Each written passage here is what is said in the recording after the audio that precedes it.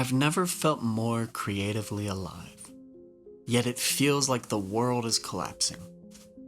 I've had my share of being exhausted, too exhausted to create, but that exhaustion didn't come from the collapse, it came from how I was responding to it.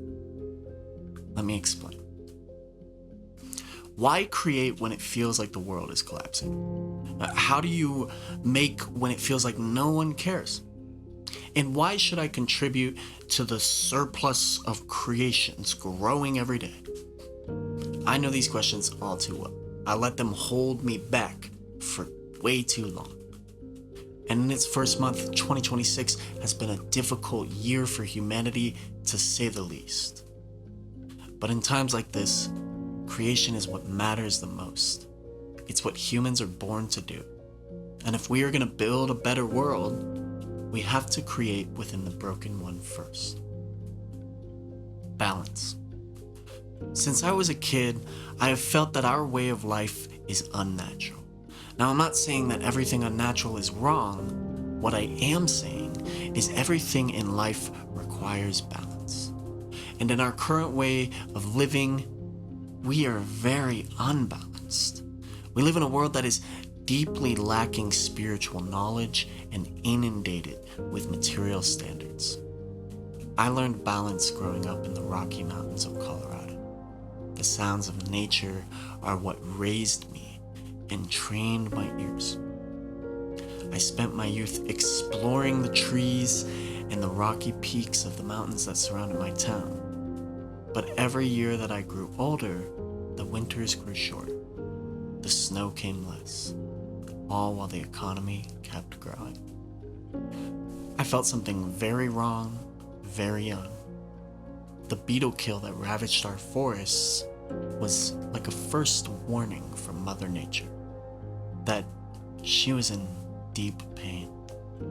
Thousands of dead trees flattened the landscapes, and the feeling of death lurked in our air. While this wasn't treated as a bad omen by the adult population, I knew what it was. I knew that something beyond us was trying to communicate to us that we need to change how we are operating in this world, and we need to do so quickly. My hometown was beautiful, but deeply troubled.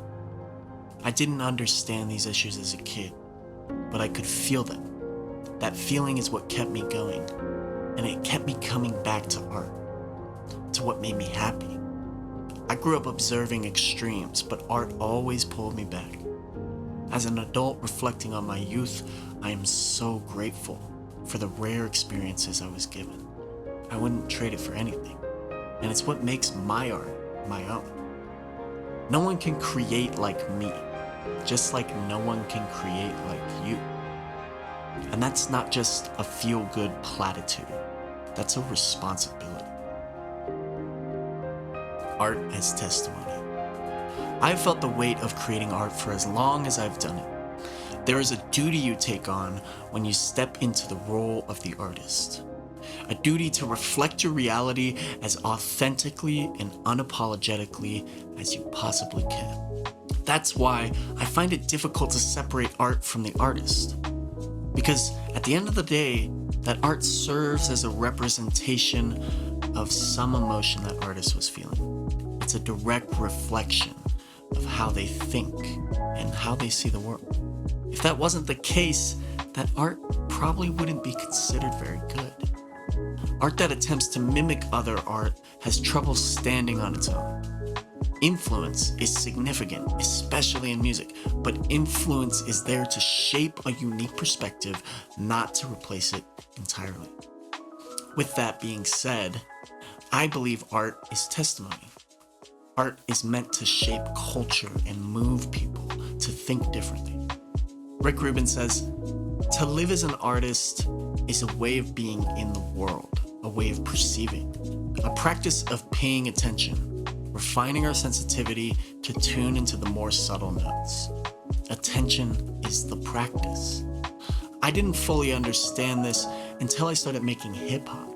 Hip-hop, to me, is maybe the most potent form of art as testimony, because it requires you to tell your story and worldview in an authentic, effective, concise, and rhythmic way.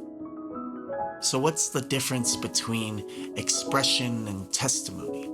Expression is often unconscious. It's about entertainment. It's valid and it should be encouraged, but it's not testimony. Testimony is deeply intentional and spiritual. It's telling your truth so honestly that no one else can replicate it or refute it without mocking you. Testimony is the practice of conscious creation.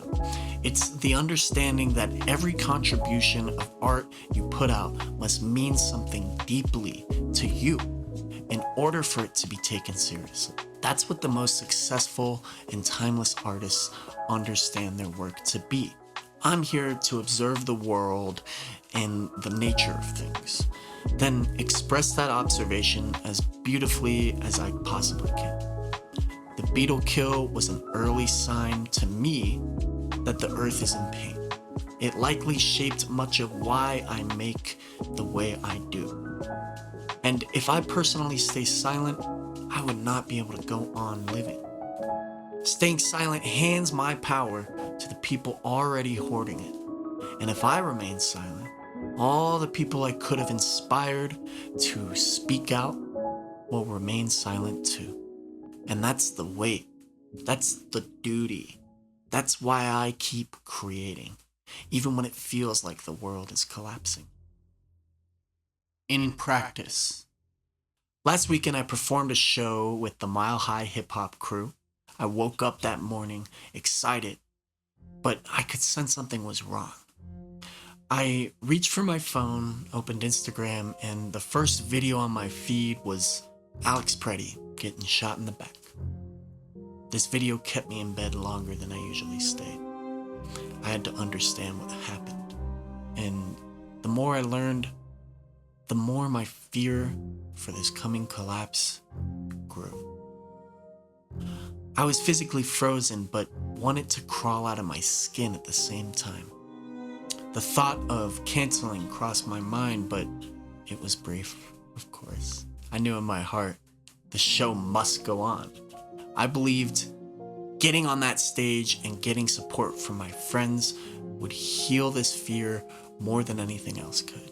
And you know what? I was completely right. That night went really well, and it felt right. My lyrics felt fitting for the situation, and I was so excited to perform them. I'm sure the audience all understood the weight of that day's news, but it didn't get in the way of our performance.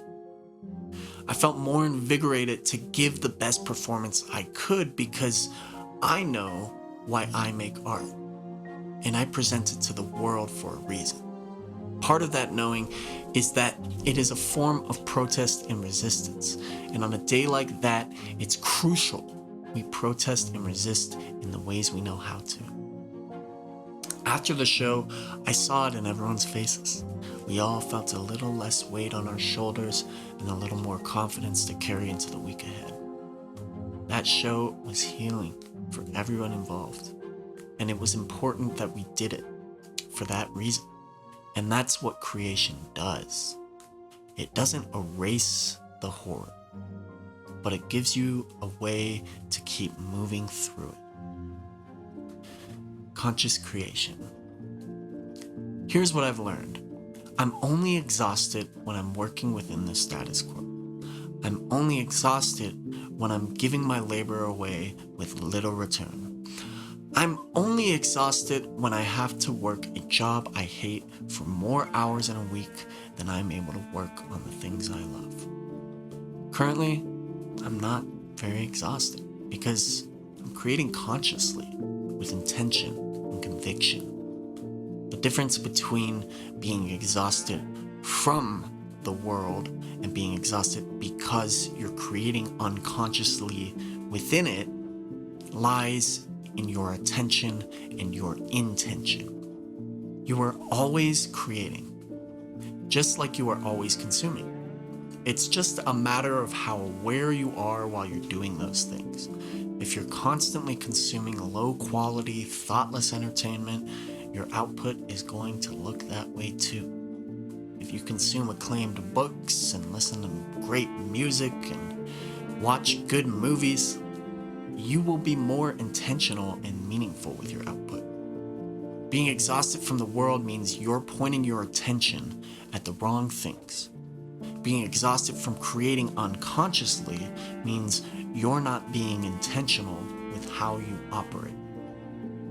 Let me give you an example from my own life and most people's lives. My diet. If I take the time to properly prepare a meal in the kitchen, combining my own ingredients to make something I love, when I consume that meal, I'm going to be more inclined to sit down at the dinner table and appreciate it. And that is a conscious act. If I throw a frozen meal in the microwave, I'm probably going to bring it to my desk and eat as I work. That is unconscious. Both creations result in consumption, but the creation I spent time and energy making tastes better, feels better, and when I take it in or serve it to someone else, they're going to enjoy it.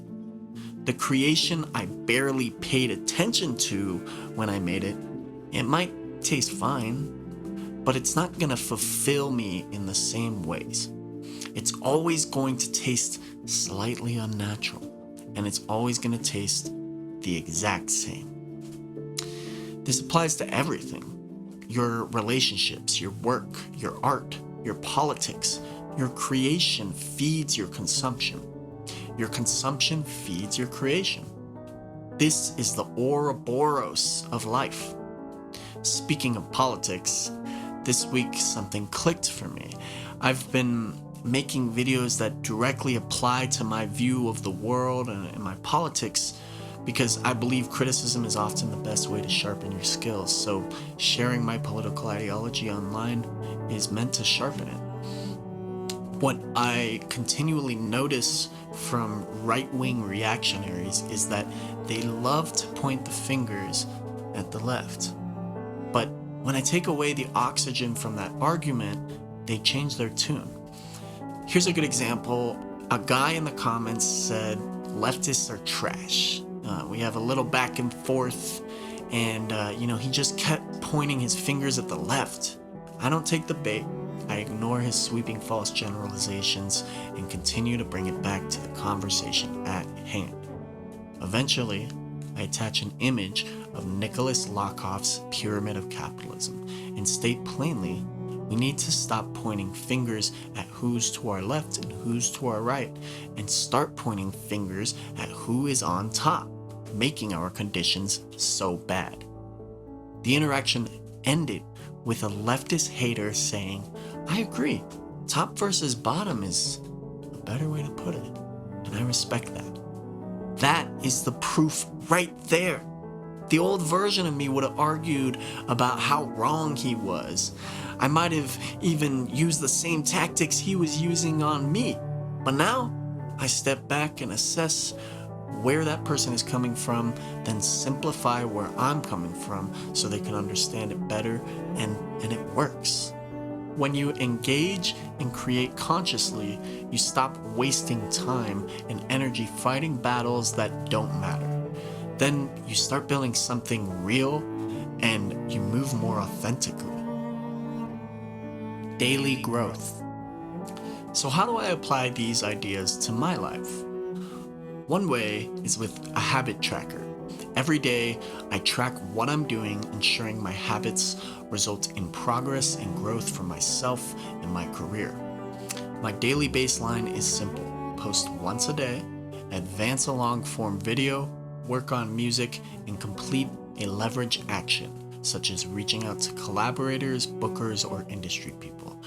I don't meet these goals every day, but I try to, and that's what matters.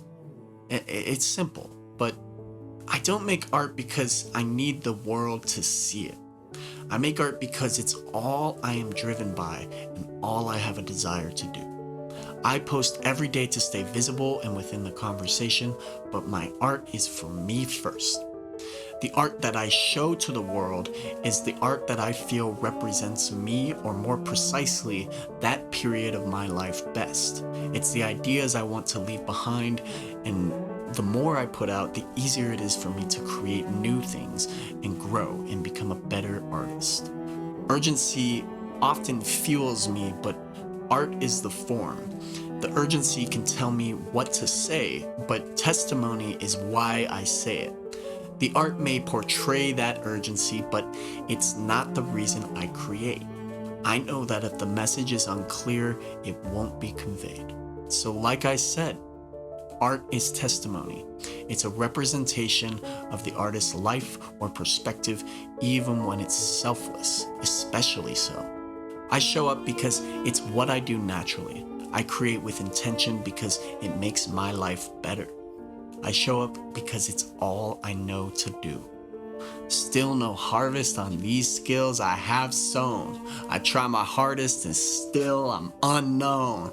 I'm not making money yet. I'm still an underground artist, but there's no rust on my blade.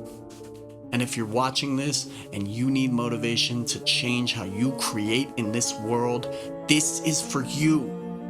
If you're open to the message, it's for you. I want you to feel ignited, to go and create with intention. I want the consumption of this video to produce more intentional and conscious creation. That's how we climb out of the rubble, not by waiting, but by building. One intentional creation at a time. That's all for this week. Tell me in the comments, what does conscious creation look like for you? And don't forget to like and subscribe for more videos like this. Ring the bell if you're friendly. I have a music video with Kid Sensei coming out next week called Honest. And my debut EP, NU-RAVE, is streaming everywhere under my name, Jeremy Baxter. Thank you for walking with me today. We will be back next week.